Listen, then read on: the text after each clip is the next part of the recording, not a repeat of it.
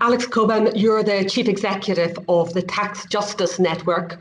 You've just released a report on EU taxation, corporate taxation. What were your key findings? What we do in the report is we use the publicly available data for US multinationals, not individually, but in aggregate. And we look at the extent of profit shifting that they're doing within the EU. What we find is that EU members are losing something like 27 billion euros in tax revenues in the most recent year, due to the profit shifting that mainly goes into 4 European countries, the Netherlands and Luxembourg, that are EU members, and then the UK and its network of dependent territories, and Switzerland. So between them, those four, what we call the axis of avoidance, are responsible for the overwhelming majority of tax losses suffered by other EU member states. And the question that really raises is, why doesn't the EU take action now against its own tax havens and kind of insist on a bit of solidarity among member states? We had the Panama Papers and the LuxLeaks, which really did raise the profile of this issue, certainly under the last Commission, and with the European Parliament writing a number of reports calling for action. Do you think that impetus is gone, and that somehow people have forgotten about this? Because what your report points out is that many countries are losing very substantial amounts of revenue. Why do you think there isn't any more drive towards solving this?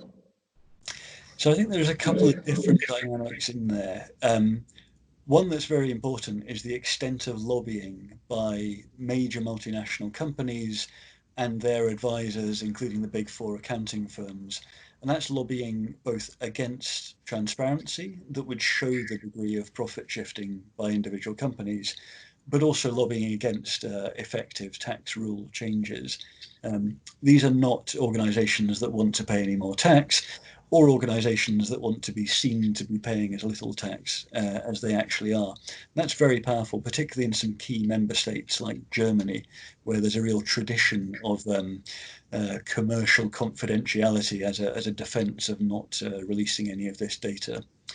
But I think at the same time, there's been a bit of a playoff between different member states. We know, the Netherlands, Luxembourg, to some extent Ireland, a number of others are really reliant on a kind of tax haven model as part of the way that they raise their own revenues.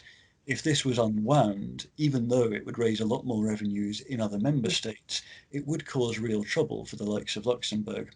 So they're politically very committed to defending their tax havenry. And that means as long as tax remains an area for decision making that requires unanimity among member states, it will always be blocked by one of the EU tax havens. I think that's the next front. Do we see a shift of tax from requiring unanimity to requiring only a qualified majority? At that point, I think we'll start to see some pretty significant shifts. You give some examples of countries that are particularly hard hit by these type of tax models. We're not hearing the same outrage as we heard in the last Commission, and I think Pierre Moscovici in particular was a great advocate for fair taxation. What measures that were proposed by the Parliament and indeed by yourselves would you like to see the Commission supporting, and indeed member states supporting, more importantly? Yeah. So there's, I think, three main areas where things could move pretty quickly if there's political will. The first, we almost had movement at the end of last year in ECOFIN, and I think next time there's a meeting, I expect to see movement here. This is about requiring multinationals to publish the country-by-country reporting data that they already provide privately to tax authorities. So that's data which shows for each country of operation the scale of their employment, of their sales, but also of the profits that they declare and the tax they pay.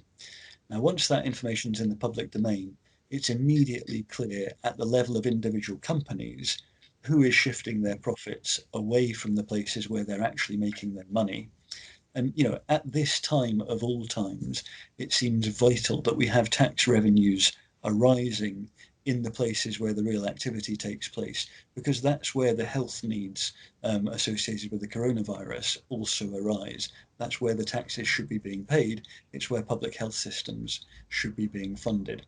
So I think just that transparency measure will be a key step. But then on top of that, what we need to see is the common consolidated corporate tax base, this idea that's been around for 10, 15 years in European Commission discussions, that's about saying we won't continue trying to make OECD transfer pricing work because we know it doesn't work. It's just too easy to shift your profits and to manipulate your prices, shift your profits away from where you're actually making money. Instead, we'll say that your profits will be allocated as tax base between EU member states according to the proportion of your economic activity.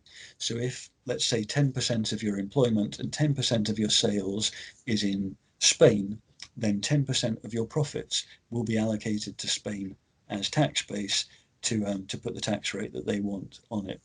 I think with the transparency of country by country reporting and the tax change that the common consolidated corporate tax base can bring, we'll really see a shift.